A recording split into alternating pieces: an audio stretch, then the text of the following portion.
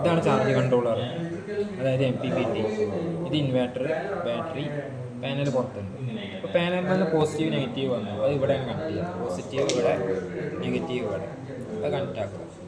പിന്നെ ഉള്ളത് ബാറ്ററിയാണ്. ബാറ്ററി പോസിറ്റീവ് നെഗറ്റീവ് കണക്ട് ചെയ്താൽ നേരെ ബാറ്ററിയിലേക്ക് വന്നു. അതേ ബാറ്ററീൻ്റെ പോസിറ്റീവിൻ്റെ തന്നെ അവിടെ നിന്ന് തന്നെ നമ്മൾ എന്ത് ചെയ്യണം, ഇൻവേർട്ടറിലേക്കുള്ള പോസിറ്റീവ്. ഇതൊരു ചാർജറിലേക്കുള്ള പോസിറ്റീവ്, ബാറ്ററിക്കുള്ള പോസിറ്റീവ്, ഇൻവേർട്ടറിലേക്കുള്ള നെഗറ്റീവ്, ചാർജറിലേക്കുള്ള നെഗറ്റീവ്. രണ്ട് നെഗറ്റീവ് ഇവിടെ വന്നു, അത് ഈ നെഗറ്റീവ്, ഈ നെഗറ്റീവ്. ഓക്കെ, അത് കഴിഞ്ഞിട്ട് ഇനി വരുന്നത് DB എന്നുള്ള കണക്ഷനാണ്.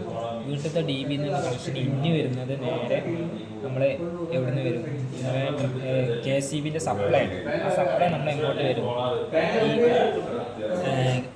ഗ്രിഡ് റിലേ ഇന്നിലേക്ക് വരും.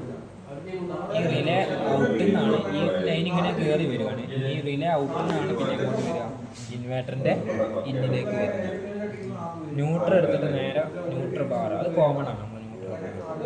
പിന്നെ ഇതിൻ്റെ ഔട്ട്, അതാണ് നമ്മൾ ഇൻവേർട്ടറിൻ്റെ ലോഡ് ഏതിലേക്കാണോ കൊടുക്കേണ്ടത് ആ ലോഡിലേക്ക് നമ്മൾ എന്ത് ചെയ്യും, സിയിലേക്ക് ഇൻവേർട്ടറിൻ്റെ ഔട്ട് കൊടുക്കും.